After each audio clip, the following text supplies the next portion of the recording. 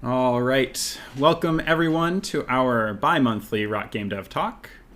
ROC Game Dev Talks are our platform for members of the ROC Game Dev community to come together and share insights and knowledge with each other. Have an idea for the talk? Fill out the form. I just sent the link in the talks text channel there. This form is a just non-committal interest form to tell me that you have a cool idea for a talk, or maybe you're thinking about something. So we can start a discussion. It's just fill it out, even if you're not really sure. You have a few ideas, and I'll be in touch, and we can maybe figure something out. During the talk, please use the talks text channel for any commentary or questions. We will be taking questions at the end during live Q&A, but feel free to chat in that text channel as we go anyways. And after the talk, we're going to break out to the general voice channel for live Q&A, where all of you can speak with your lovely voices. Also, our speaker will be sharing their slides after the talk, so don't worry if you miss anything. And of course, we will have the video on YouTube. Now, before we get started, don't forget our project night. Oh God, I've tabbed away from my notes. Our project night is coming up just next week. And our social night is tomorrow at Swillburger. Come grab a bite, play some games, and chat with other local devs. Check the events tab on Discord for more information. On to tonight's talk. Nilson Carroll is an artist, educator, and curator working at the intersection of video games, experimental video, and queer theory and embodiment. Nilson will give a talk on their approach to making artists' games, their relationship with DIY games communities, glitch art and performance, machinima, and curating games for art spaces. With that, I'll hand it off to you, Nilson. Cool. Thank you, Noah. Thanks for inviting me. I'm excited to tell you about a couple things that I've been working on. I don't exactly know how long this is going to go, but I think it will be whatever length it is will be the perfect length. I'm going to tab over to my slides. The name of this presentation is An Artist's Approach to Games.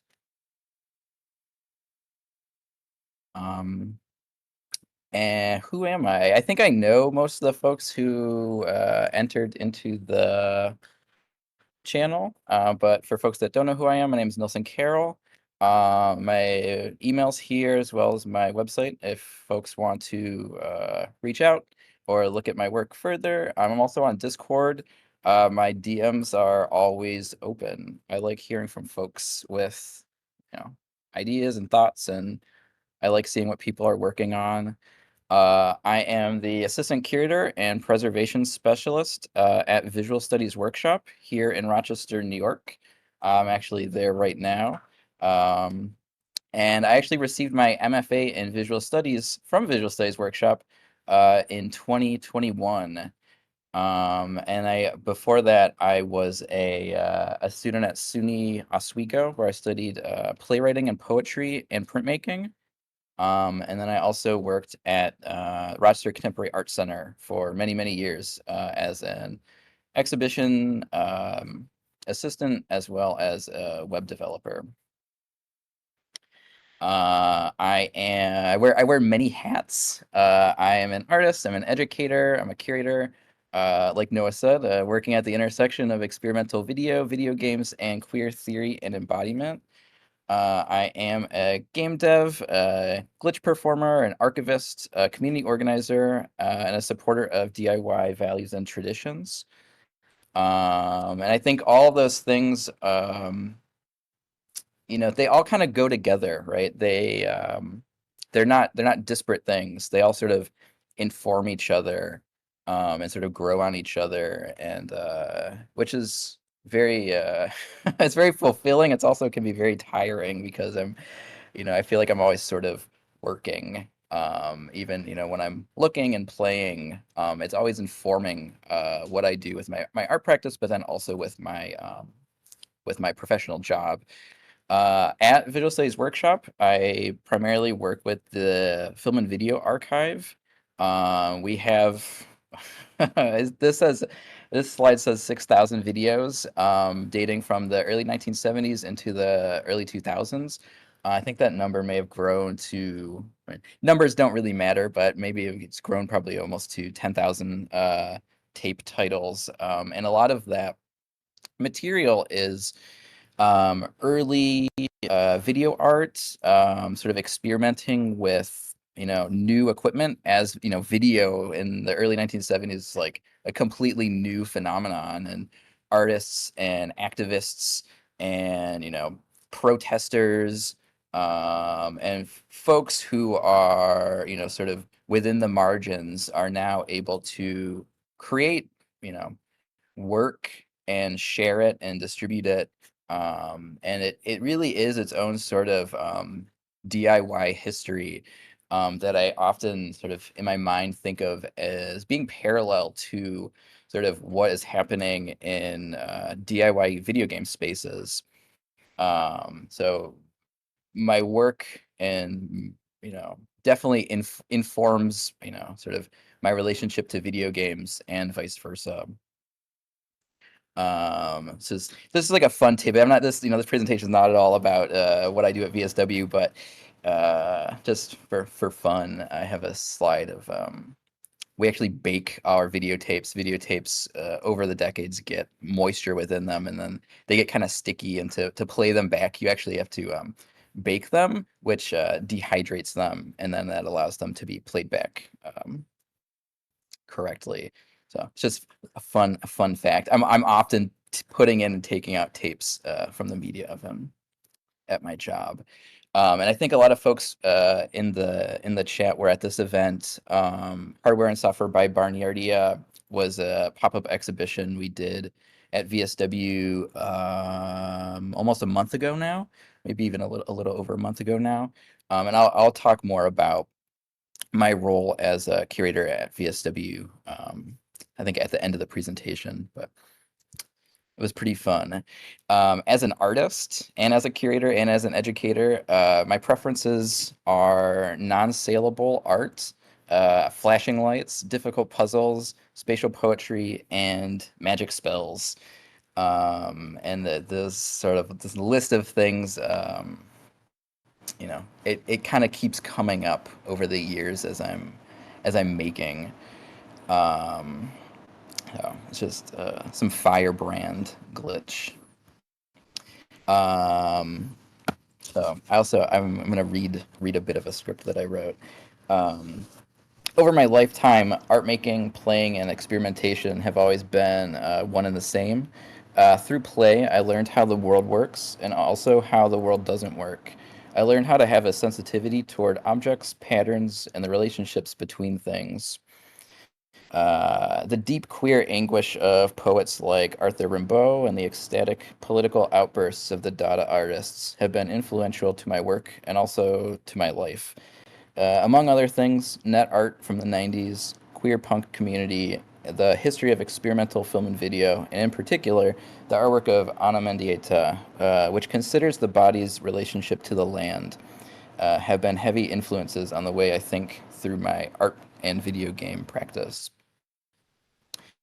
I started making autobiographical games as a kid in the early 2000s, using an early Japanese-only version of RPG Maker to make surreal games about gay crushes on celebrities. I wouldn't have described it this way as an 11-year-old, obviously, but in retrospect, I see this making as an exploration of game-making tools as sites for queer possibility or queer potential. Games, I guess, as sort of coming out devices.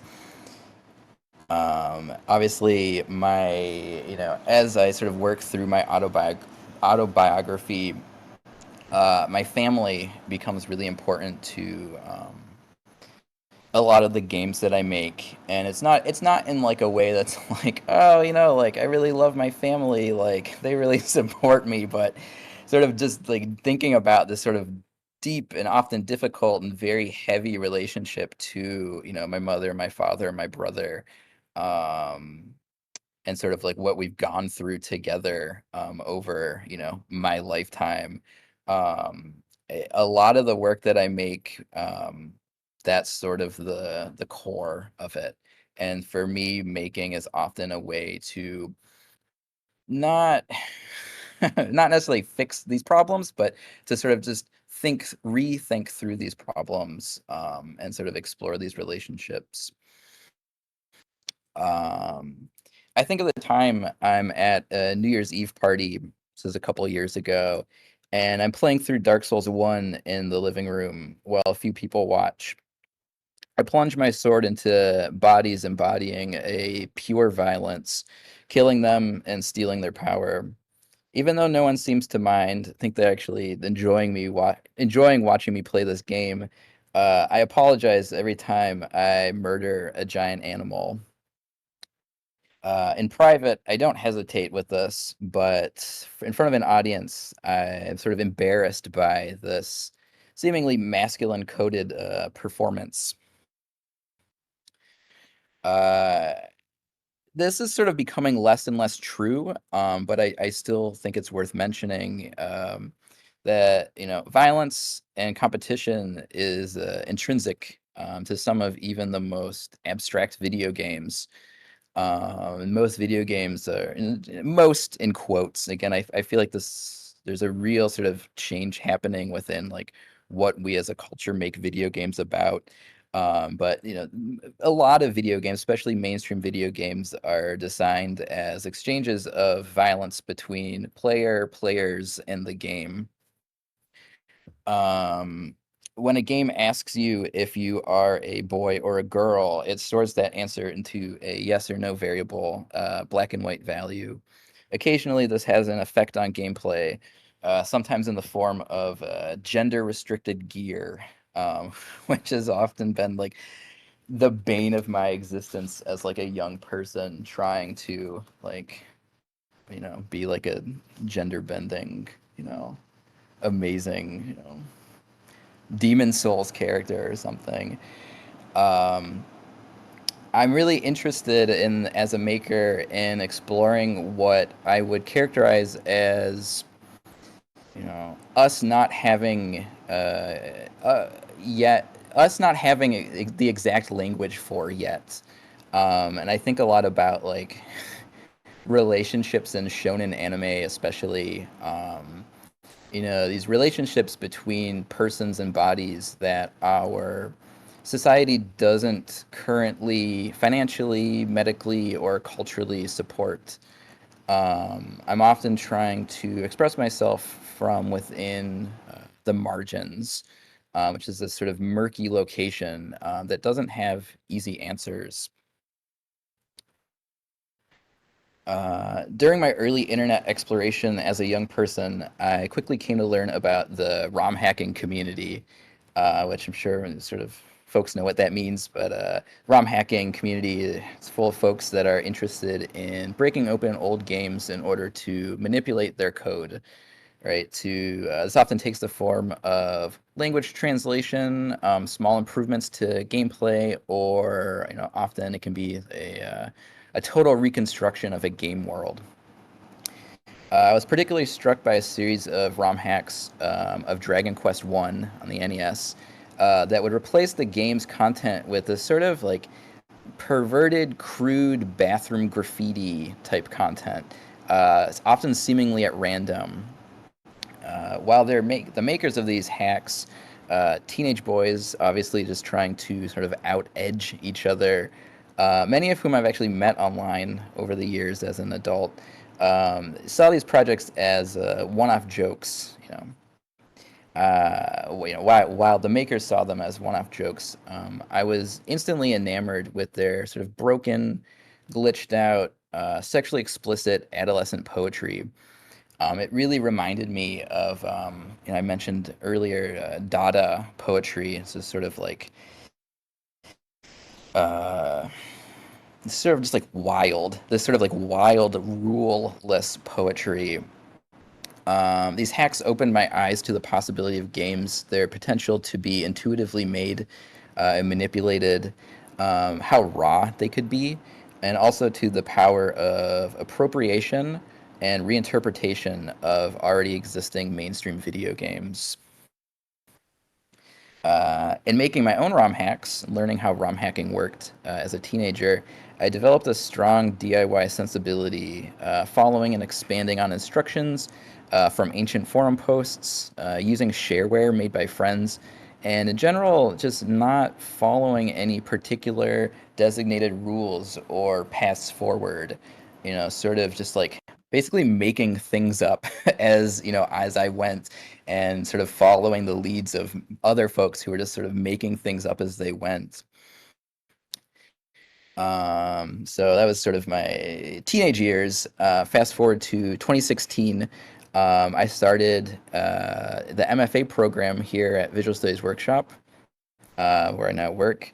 A program that was sort of designed for experimental lens and screen-based artists, which was originally founded in 1969 by Nathan Lyons. Um, so I'm in this MFA program. I'm an artist working with video games and still trying to figure out how I fit into all of these sort of larger systems that I was sort of coming into contact with, thinking about like the art world, the history of experimental video, and then also like all these sort of commercial realms of video game making. There's indie games, there's AAA games, there's what we might call micro games or artist games, or I usually call them small games. And just yeah, just trying to sort of figure out how do I fit into all of these things, or if I should just like stop trying to fit into them, or again sort of being within these margins and sort of forging my own path forward. One of the first games I made as an MFA student was an RPG Maker game called Untitled Dating Sim. So Untitled Dating Sim is an autobiographical game where players are given the opportunity to date me, without any sort of points or obvious ways to win at the sort of different dates that you can go on. It's actually started as a weird joke that I said to my friend, like, oh, I should make a dating sim where you date me. And then it really ended up becoming this earnest attempt to make a game that was essentially goalless, without goals, and then also a game without these sort of violence or competition. The sort of neoliberal value of accumulation and competition is very inherent in a lot of dating sims. I guess that's probably true of real dating as well. But dating sims often sort of the gameplay is like, this is sort of a crude example that I often recount. You figure out which girl likes the color red, and then you buy her like a red dress and red flowers enough times, then you score enough points with her, and then she'll eventually you know go to bed with you or something. um, and so I ask myself, how can we expand the sort of ideas of accumulation of points and competition, and how can we, not that those things are necessarily bad, but I'm sort of not interested in making games and narratives that have to do with those things. How do we expand the verbs that we use in games, and how can we sort of dismantle or be critical of the dominant verbs that are dominating, right? What do we do with to shoot, to kill, to buy, to gain power, to sort of to colonize or to conquer? How do we disrupt those things? Around this time, I began thinking more about digital embodiment, not only game feel, which maybe folks are familiar with. Designer Steve Swink talks a lot about game feel. What does it feel like to play a game, to hold a controller and press buttons and move a character on the screen in this digital world? A digital embodiment. What does it mean to connect to this digital body? with your live body? What does it mean to be able to design your own body, often within the limitations of a game's rule set? Um, what does it mean to fall in love with within a digital space? And I think love is, fall in love. You know, I would be very expansive, about what I mean by that. Um, Part of my MFA thesis, I wrote a book and sort of a text and image book called "Video Games Have Been Queer." And in it, I write, my first crush is Mike Jones from Star Tropics 2, which came out in 1994. A game I watch my older brother play when I am 3 or 4 years old. I want Mike Jones to be my best friend, and I stay up every night imagining him linger in my bedroom. I know what he looks like from every angle. I know what he looks like when he is in pain or even when he is dead. On the page here, I have copied hex code from the Star Tropics 2 ROM relating to how Mike's body works. Mike is fragile, and I know him so intimately. I've been on several quests with this code here. I've grown up with it. I've been enamored with it. I've lived with him for hundreds of hours. I'm interested in bodies and verbs in video games. What we do with and to our digital avatars, and how these experiences reflect on our society's values about bodies in general. I'm interested in illness, disability, and the metaphors of status ailments. Living with illness shifts one's goalposts. Large questions like, let's buy a house or let's shift our careers, are often muddled with questions of, how do I go outside in the sun today? Or how do I make sure I stay hydrated today? Using my knowledge of ROM hacking as a base, I developed several workflows to create real-time handmade glitches or corruptions for existing games like Super Mario Bros. 3 and Dragon Quest 3. Through the glitch, I learned how to disrupt these goalposts designed in these pre-existing narratives that have absolutely informed my understanding of myself and my surroundings and how the world works and how like relationships work. Um, my practice involving glitches lessens the distance between my body and what is beyond the screen. The corruption process, both heavily mathematical and totally randomized, is a craft process, hand-driven, performance, and ecstatic puzzle solution. Equations form an imperfect math, a digital numerology, breaking the code in truly random but also predictable ways. What remains of the original game is an appropriation, a shattered picture frame, the border of a dead lottery ticket. The Untitled Dragonware glitch poems, which I mostly made during a residency I had with Welcome to My Homepage, explore yearning and longing, regrets, and apologies. They unpack the Dragon Quest ritual, every rhythm and sequence, and with a critical and queer lens, subvert the inherent colonialist and violent gameplay loops. The protagonist repatriates the artifacts plundered during his quest, reflects on his role as the hero and as his father's child, and searches for a lost, forbidden, queer love.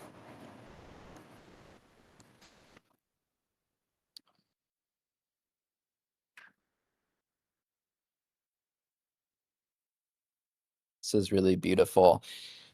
Unable to move. Way. This is the secret passage. Ghoul A is assessing the situation. Ghoul A chants animal. Ghoul doesn't have an item yet. Ghoul is numb and unable to move. Ghoul is numb and...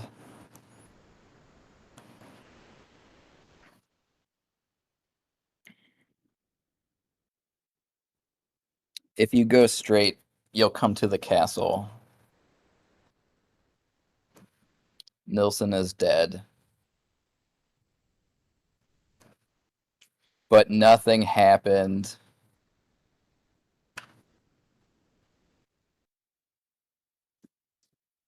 there's a part at the very end of Dragon Warrior 3 where you use this item called the Rainbow Drop at this cliff, and the Rainbow Bridge appears.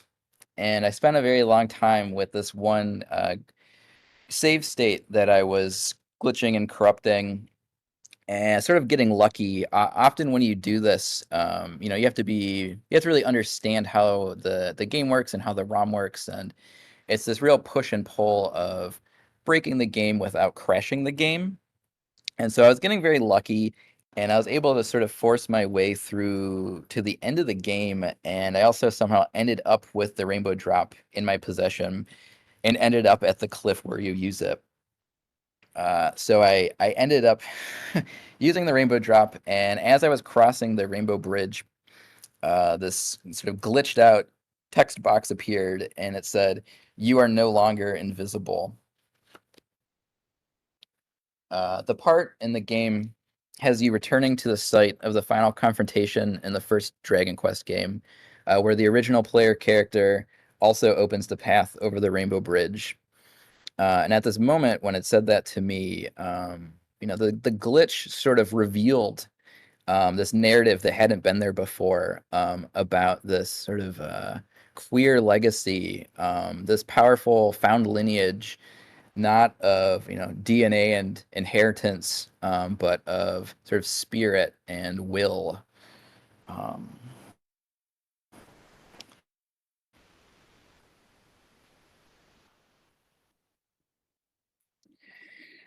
During the COVID lockdown, I spent a lot of time with these glitches and corruptions, and I actually began performing the corruptions live as this audiovisual performance with my friend and musician Ian Downey under the name Dodongo Dislikes Noise. And I'm not gonna play these, but they're there if you're interested in them. They're quite fun. I think they're a bit harsh, but I think that sort of makes for like sort of excellent noise. They're quite fun. Oh, it's gonna play anyway. There you go. Oops. There we go. I also began experiments. So those are mostly with NES games. I was also doing some work with Super NES games, and then I started experimenting with Nintendo 64 glitches, and a video work called Me With and Without My Brother is a diary video that I made using broken Super Mario Bros. 3 and Mario 64 footage. The video opens with the opening of Mario 3, where Luigi is repeatedly tackling Mario, jumping off his head, sort of as this reminds me of the phrase "boys will be boys," right? Perhaps it is this sort of toxically masculine competition between brothers that ends up driving them apart. Or, and perhaps this is autobiographical, I'm not entirely sure. Perhaps they just sort of, brothers grow apart into different, unrelated people. Over the course of the video, the vision in this Mario 64 world begins to become very corrupted and blurry. Mario himself sort of shatters into this beautiful glass, right? You can sort of see here in the screenshot. There no longer is ground for him to stand on. The UI in each corner, his only sense of stability. His mental and physical states no longer align. It can become a queer or defiant question to ask, what does Mario do if he has no princess to save? No binary call to action. He looks to his older brother for answers, but there's no one there. In 2021, I exhibited works made between 2016 and 2021 for my MFA thesis show at Visual Studies Workshop. Using the entire basement of the space, I constructed a sort of media installation dungeon, sort of a haunted house, sort of a 3D video game environment. Visitors drifted in and out of infernal classrooms, audio from each installation blending into a nightmare arcade soundscape. It was important here to allow the digital screen-based work, often only interacted with by keyboard and mouse, to manifest in real space under real time. The different pieces build on each other, their metaphors and poetries, and subvert them to like additive and subtractive color spaces. So there's the Untitled Dragon Quest glitches being projected and spread out through all these different monitors throughout some of the classrooms at VSW. And then the Me With and Without My Brother installation, which also the video was paired with a live running N64 of Super Mario 64 with the control stick was forced upward, and so Mario just sort of repeatedly tries to climb up this hill and falls back down, and tries to climb up the hill and falls back down, which I always sort of, I don't know. There's something about that image that's always been really striking to me. So that was my MFA work. After my MFA wrapped up, I returned to my original love, making autobiographical RPG Maker games. I love RPG Maker. I think it's amazing. There's so much you can do with it. If anyone ever wants to talk about RPG Maker, like hit me up. Flaming Million was originally developed for a game jam during the height of the 2020 lockdown. It's a short RPG Maker adventure game about using the queer power of glitches to rid your college campus of sort of purveying toxic masculinity and the sort of sense of white supremacy. Combining JRPG poetry, my haunted dreams of the SUNY Oswego campus, and its infamous local holiday, Bridge Street Run, which is a sort of day of drinking for students. The tensions of the COVID-19 pandemic and everything I learned about the glitch process up to that point. The game follows a sort of glitch goddess as she uses the glitches developed by her friends and queer community to undo the curses of toxic masculinity around her campus in the form of things that you're sort of looking for and sort of fighting against include alt-right graffiti, sort of overzealous police officers and their monuments, a gay bar turned into a straight bar, which is based on a true story, etc.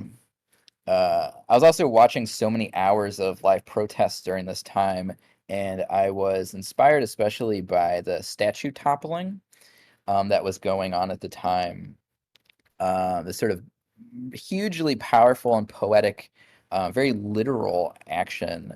By taking down these statues, these icons of these historically racist men, these founders of this very difficult country that we live in, the protesters were instilling in the very land the value of Black Lives Matter, in an attempt to undo some of the history's leftover pervasive poison. The glitch goddess and the player remove from the campus three sort of these police surveillance monuments. There's sort of almost like a cyberpunk thing going on as well. These devices that were erected to categorize and keep tabs on students' bodies and whereabouts.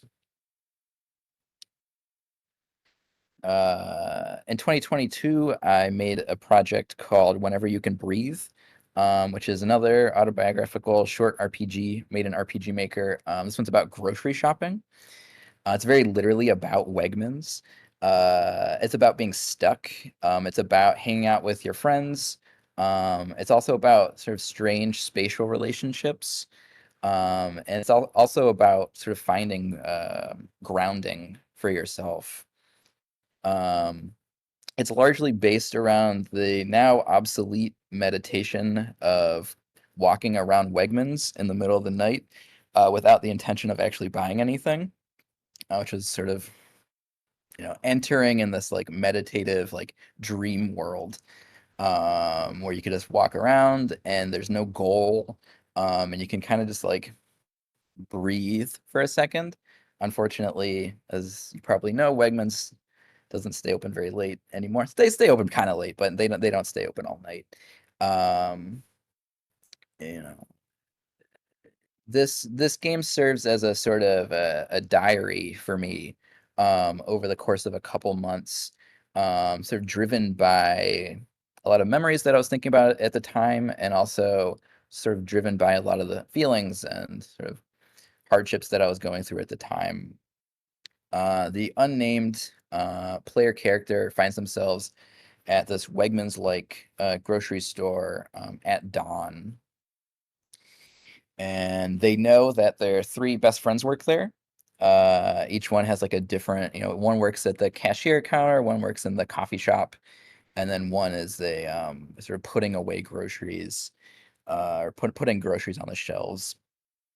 And so the player character, has nothing to do, and so they spend the day wandering the store's aisles, interacting with their three friends. It's sort of a, thinking about like what's a dating sim, and I think this very much is like a hanging out with your friends sim. Um, the player character is suffering from a sort of mental health crisis, and also a physical one. Um, you know, the player character, who sort of I identify a lot with, um, decides who they want to hang out with, sort of like a dating sim. And each of the three friends have their own problems and stories, and sort of deeply queer dreams that they tell you about. And then, depending on which one you hang out with the most, you can get one of three endings. That sort of It's a culmination of everything you've learned about your friend up to that point. There are slight puzzles that happen over the course of the day. I also like things that I like narratives that take place over the course of like one afternoon or like one night or something. I think there's something really interesting about that. Um, as the story progresses, it's like, oh, your friend's going on lunch break. Oh, now your friend's going on dinner break, and I was like, oh, now your friend's like getting out of work at the end of the day. Um, the player character throughout the conversations that they have, has a hard time expressing themselves, but each of their friends has a lot of patience for that character. Whenever You Can Breathe was made in the month leading up to the Queer Games Bundle of 2022. I'll talk a bit about Queer Games Bundle, I think, at the very end. Spring of 2022 was particularly difficult health-wise for me. And it was when I also started practicing yoga a lot. I also started getting acupuncture, which I actually really like. Um, there was a lot of sort of pressures on me at the time. Co-organizing the bundle was a major one. And just also just like not taking care of myself, not eating properly, not drinking enough water, drinking way too much coffee, like not sleeping. I sort of fell under this. Maybe it's silly to you sort of use it at video game terms, but I fell under this sort of like perma perma status ailment, right? Um, and I think I'm still sort of digging my way up out of that, even a couple years later. Whenever You Can Breathe, the title comes from this morning yoga for trauma YouTube video that I would practice with every morning. There's a part in the video where the person who's leading it says, "Breathe whenever you can breathe." And I thought that was like the greatest advice ever. She also says, "Allow your breath to be useful," which I don't think any of the characters say in the game, but that was another one that really sticks with me. Um, you know, as I was making the game, I was really recalled to a time when I was around 17 years old, and I was going to muscle therapy. I was having a lot of problems with my wrists and hands, and I went to muscle therapy on a day when the usual therapist wasn't there. And the substitute was that the normal therapist was this sort of like sports guy, kind of like a big jock kind of guy, and then the substitute was an older woman. And as soon as I sat down, she immediately remarked on how she could see I had a lot of tension in my shoulders, like I was holding myself very tensely, and that if I just like breathed a little bit and try to relax, like it would really help my problem that I was having. Um, and then sort of the end of that story is next week she was gone and the regular therapist was back, and I told him what she had said, and I was like, oh, I think that's like pretty good advice. And he like got really mad that she told me anything and was like, don't listen to her, she's not a real doctor. So I think that is in there, that's in that game somewhere. um Heel Slime was a game I made at the end of 2023 for a game jam that was run by a small games community that I'm a part of called Vextro. It's also an RPG Maker game. This one is about finding a balanced skincare routine on its surface, and I think sort of underneath that, it's about sort of finding ways to care for yourself and to maybe even love yourself or be patient with yourself. Um, it's I like this screenshot a lot. It's a puzzle adventure game about locating your slime friends under a strict time limit while being very patient with yourself, like I said, and also being patient with your surroundings. These are things that I personally struggle with. Not just with my health, but just having like balance in my life and having patience for myself and my surroundings and like what's going on around me. Often my problems lead to me making these creative projects and video games. And I think I might have said this at the very beginning of the talk, but finishing them never solves these problems. But it might, serve me to sort of better understand, or they give me space to sort of reconsider or look at these problems in a different way. Um, for a couple of years now, in addition to Dodongo Dislikes Noise, I've participated in a live video glitch performance called Shonen Book. And this is with my one of my collaborators and friends and roommates, Evan Bobrow.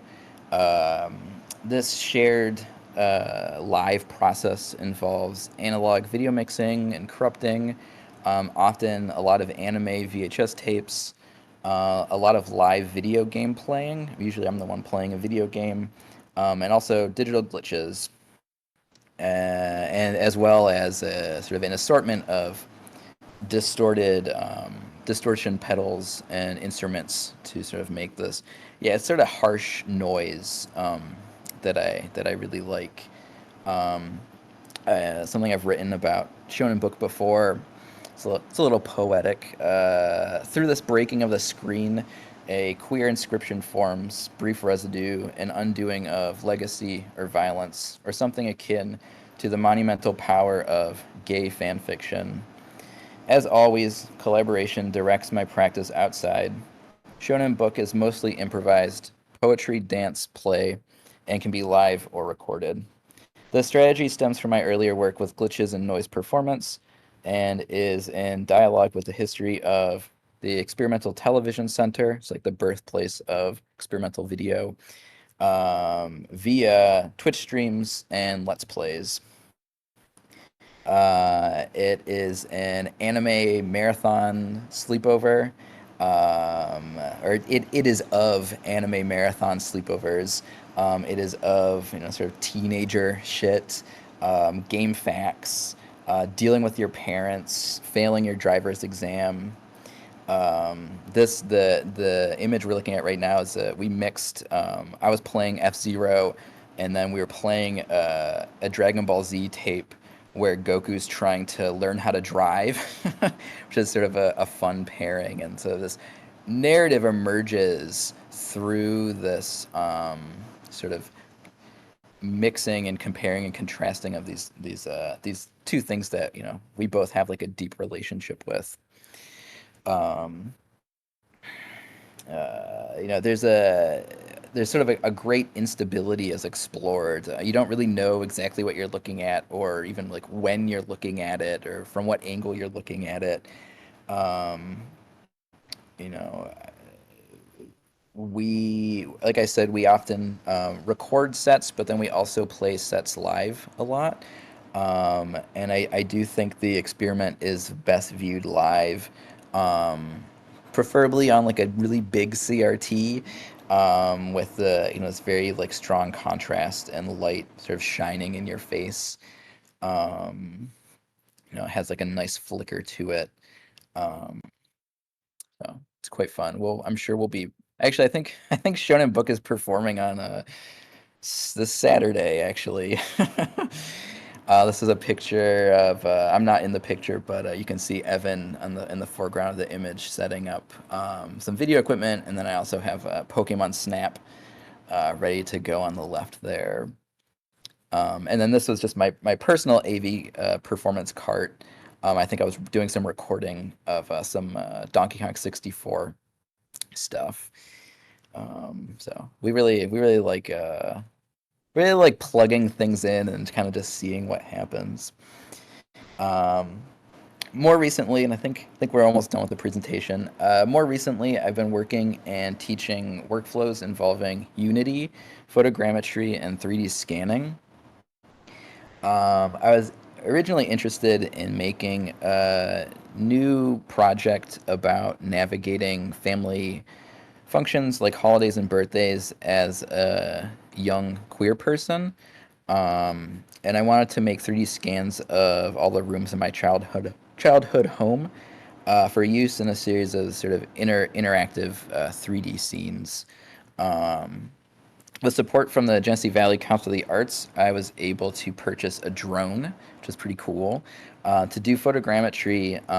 And I began practicing by making scans of all the rooms inside Visual Studies Workshop. Um, I actually don't think I have a slide of any of those, but it's okay. Initially, I was embarrassed to use the drone around other people. Drones are very loud, they're very disruptive, they kick up a lot of dust, and I feel like drones are sort of inherently of surveillance, which has a lot of baggage and bad connotations. I myself had to wear a mask when I flew the drone indoors just because the dust would kick up and hurt my face and hurt my lungs, and it's very sensitive to it. Um, and in VSW alone, I ended up taking over 10,000 photographs with the drone so far. I'm still not done. Sort of amassing gigabytes and gigabytes of this visual information, these images of floors and corners and walls, and bookshelves and all sorts of things. And there's something really fascinating about taking my environment around me and being able to interact with it and to sort of translate that into digital space. And so scanning and creating these OBJ files quickly outgrew my original idea. And I really just started scanning all of the environments I'm in, indoors and outdoors, work, home, my neighborhood, sort of my sacred objects, lots of teddy bears and toys. Um, I started scanning my Mighty Max playsets from my childhood. This is one of them, and I think it's just like a super interesting site to think about so many things. Like there's so much in these like weird toys that we had as kids. Like they're super violent, they're super colonialist, they're super sexist. There's like a lot in there that I think is interesting to unpack. Here's part of my parents' backyard. Um, and I've been planning a garden, and I've been sort of taking 3D scans of the garden at different intervals of planting.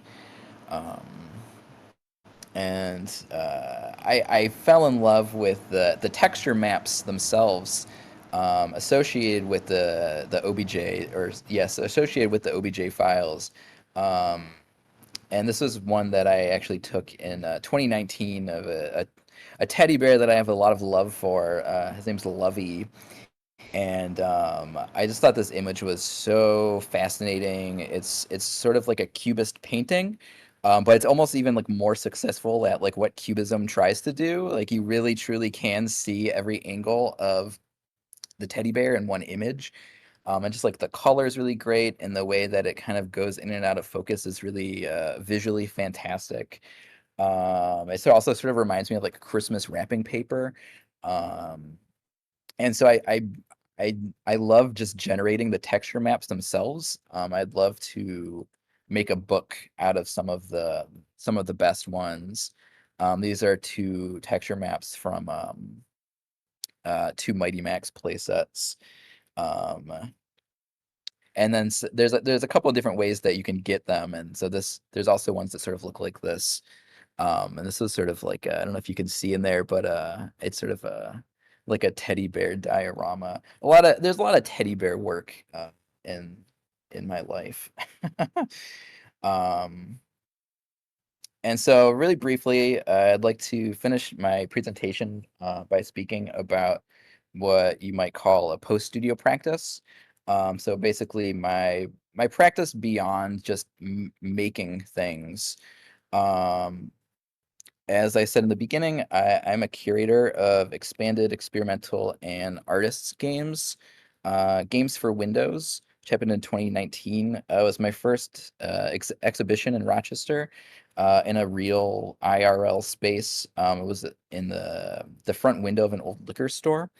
And it featured video art derived from video games by almost 20 local, regional, and international artists. That seems 2019 seems like a long time ago, doesn't it? The first game I curated at Visual Studies Workshop was a game called Video Pulp, Super Cardi's Dread by Photocopiadora and American. As a pre-recorded video performance, this was in December 2021. I had received my MFA from VSW the summer before, and I wanted to sort of keep showing games in this traditionally art space. The program that I put together for that night was a series of videos made by folks from the Swamp Babes community. It's like a small queer DIY art games Discord that I run. Um, Video Pulp in particular stands out in my mind as this game that really just like delivers what it promises. It's so simple. I won't get into all the things that it's about, but it's basically about Mario is driving a giant steamroller and is trying to bulldoze this pirate cartridge, and you control the cartridge and you're trying to dodge Mario as he's trying to run you over. And the audio is just like very like loud and visceral, and it's quite good. And so for the screening, which was like a screening where people would go sit down in a theater and just watch videos, so it wasn't interactive. I wanted to make a recording that was about 8 to 10 minutes long of this game to show in the screening, and I found that surviving as the cartridge for that long was very difficult, while still sort of making this sort of like dynamic, performative video recording. And so I ended up recording probably like 20 different video captures until I got one that I thought was sort of what I was looking for. And I think you can actually watch that on my YouTube. And you should play this game. I think it's really great. Photocopiadora and American are both just like really great small games creators. That night's program ended with a video that I had curated from the VSW video collection called Ignis Requiem, which is from 1985. It's by an artist named Tetsuya Fukui. This sort of analog broken self-portrait. Basically, it's a screen of him sort of screaming into the void for like I think it's like 18 minutes long. And as he's screaming, the video signal becomes corrupted and becomes very staticky.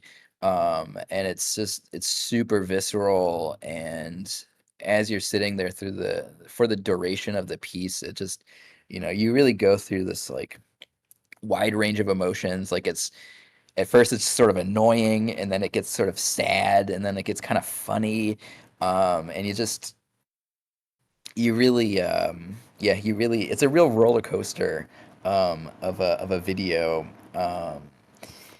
And this was really cool, sort of pairing the work from the collection with work from, you know, game makers that I respected. VSW's archive sort of revealed itself to me to be in conversation with the contemporary game work that I was interested in, and I felt like they were having a sort of they were in dialogue with each other, and they started to recontextualize each other. And the work from the Swamp Babes community, I thought, was just totally in line with this video piece by Tetsuya Fukue. Um, and you know, I can't say enough how thankful I am to VSW, which was founded as an alternative photo school, basically, to give me the space to sort of continue its legacy of pushing on the sort of perceived boundaries of genre, medium, worth, and process. Um, our first official pop-up arcade with interactive games took place in spring 2023. It was a selection of games from artists that had previously participated in the Queer Games bundle.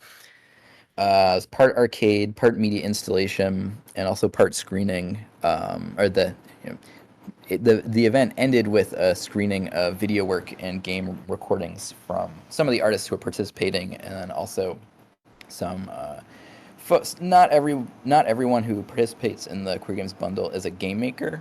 Some folks make music, some folks make other types of art, some people make zines, and so there's a real range of different types of art and artists participate in the bundle, and so I wanted to show the breadth of that. So there's a little bit of everything in that pop-up arcade. In fall 2023, I invited experimental horror games artist Yames to VSW. It felt important, especially, to give time and space for Yames to play their own games live for an audience. In the darkened microcinema, we watched Yames play their game called The Moon is the Ocean's Brain, which is this sort of really very heavy side-scrolling point-and-click tone poem about embodiment and illness and sort of the embarrassment of like having a body seen by other people. And so there's sort of great moment where during the performance the PC momentarily had this like bit of a crash, and everyone was like, "Oh my god!" And James was like, "Oh, I don't know what to do." And James looked at me, and I was like, "I don't know, just like try closing." There's like a pop-up window, and there's a problem. I was like, "I don't know, try Xing out of the window." And so James X'd out of it, and then the game came back up, and there's this like collective sigh of relief in the audience, and everyone, there's like a bit of like an applause, and it was like, I don't know, it's just these sorts of wonderful moments that can only happen in IRL spaces. Yeah, there's a real magic there. I thought that was really great. There's just more games. For spring 2024, this happened about a month ago, I was able to invite Barnyardia, which is two artists, Blake Andrews and Frank DeMarco, to VSW for a showcase of their games, their alt controllers, and a project they had been collaborating on called Scrapeboard, which is this sort of DDR played with an actual skateboard that doesn't have wheels. So it was really fun. Yeah, I loved it. I want my own scrapeboard in my basement. Um, Frank also brought his, it's a picture of Blake, but Frank also brought, do I have a picture of it? No. Frank also brought his minigame powered oven that cooks chicken nuggets called Blazing. I thought that was really fun. And the evening culminated in a performance from Blake involving narrative games that they had made, while Frank did this sort of selling chicken nuggets to the crowd performance. It's just, it was really wonderful. Blake's performance was really cool. It was equally funny, sad, endearing, very sensitive, but then also like had this edge to it. It was really wonderful. This is a picture of Blake live coding a game that VSW had commissioned, and I'll have to share that when they finish that. I'm excited to play the final game, and then this was a scrapeboard being played in our cinema. So that was really fun. And so, I think there's a couple more slides. I just want to say, sort of sticking to my DIY forum dwelling shareware roots, I've taught and designed a series of workshops and courses dedicated to easy to use beginner workflows for making interactive narratives and digital spaces, telling digital stories, sort of finding workflows that work for folks that don't have backgrounds in coding or programming, artists who want to try things out and learn a little bit about game development, youths and teenagers, just trying to sort of spread the word that the working this way and working with this stuff doesn't have to be off limits. There are ways to do it. I the forums are amazing. There's a real wealth of them, wealth of information on them, and I definitely see that sort of culture dying out as the internet becomes, more sort of colonized and locked down, and corporatized. But we'll survive. The DIY forum dwellers will live on. And to me, building community, sort of a real and not forced collaboration and friendship, I think is not only vital to my art practice, but also my social life. And I think it's sort of the value that is at the core of the society that I envision and would like, to see and to help build. So it's worth mentioning here the Queer Games Bundle, which maybe some folks are familiar with. It's okay if you're not. Queer Games Bundle, I was one of the co-founders of it in 2021, and it is a large-scale international mutual aid project that directly supports hundreds of queer artists on itch.io during June, every Pride Month. It happens annually. The Queer Games Bundle allows artists to opt into a totally non-juried group bundle that is sold at there's a $10 tier and a $60 tier. And when someone buys the bundle, they buy all of the games that are in it. So there's usually like 400 to 600 games in it. And with each purchase, each artist earns maybe like 3 to 5 cents.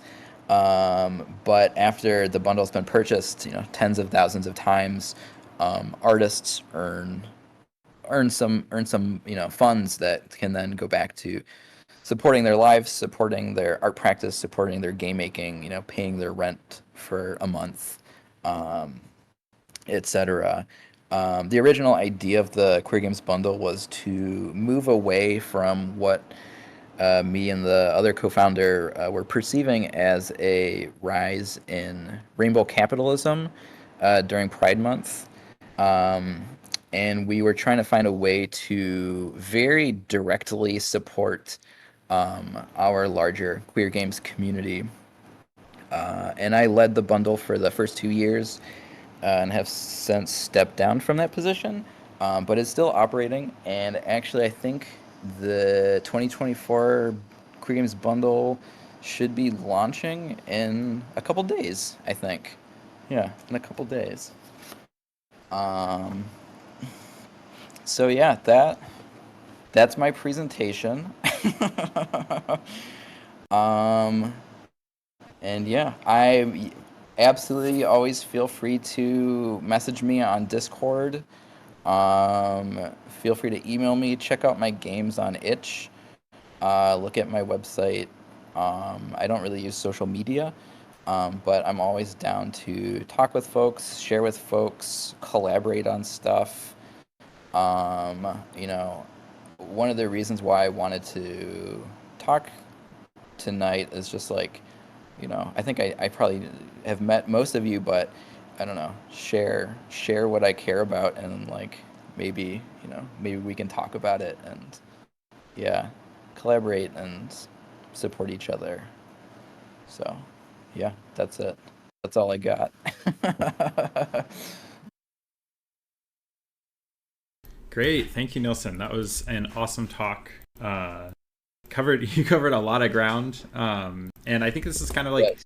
we usually have like more technical talks, so it was exciting to have something that was a little more art focused, and kind of coming from a more art as the disciplinary background for the subject, which is really fun. Yeah, thank you again so much, and thank you everybody for being here. Yeah, thank you for having me.